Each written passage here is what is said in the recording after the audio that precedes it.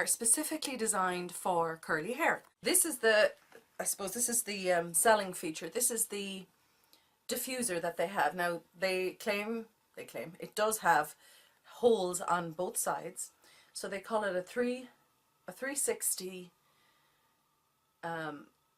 diffuser, so it's the holes all the way around. And so instead of just drying the outside layer first, you can get up under there with the hairdryer and dry underneath first, which makes more sense. It comes with a regular nozzle, so you can use this hairdryer for regularly drying your hair, and of course it comes with the dryer. I did take it out of the box the other day to have a look. There's a couple of things about it that I noticed right off the bat. It's not super heavy, which is good. Even with the attachment on, it's still not super heavy. The one thing I did notice is this little button here, the blast of cold air, is a bit loosey-goosey, but hey, if it works, it works, right?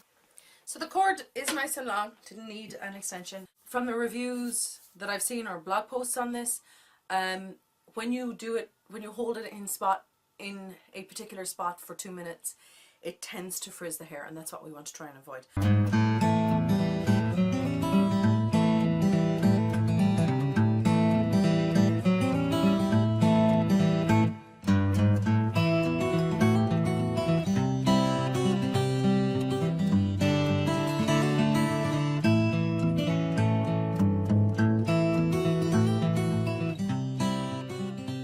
Maybe I have it on too high.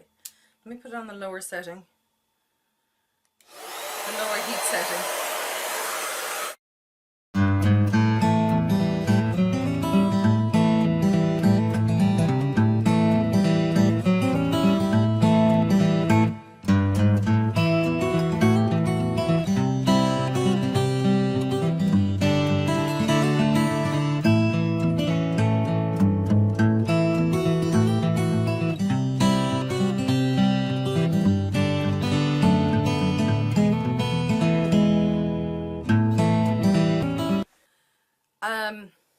First impressions,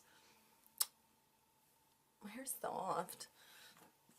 First impressions, when this was on the highest setting, so it was on 2 here and 2 up here, so maximum airflow and maximum heat, this attachment got very hot, and I wasn't able to hold it in place for longer than, say, 7 seconds, because I really felt that heat near my scalp.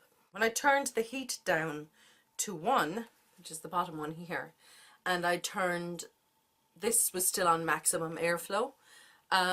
This attachment is warm, it's not hot, and I was able to hold it in place a little bit longer. Well, it works.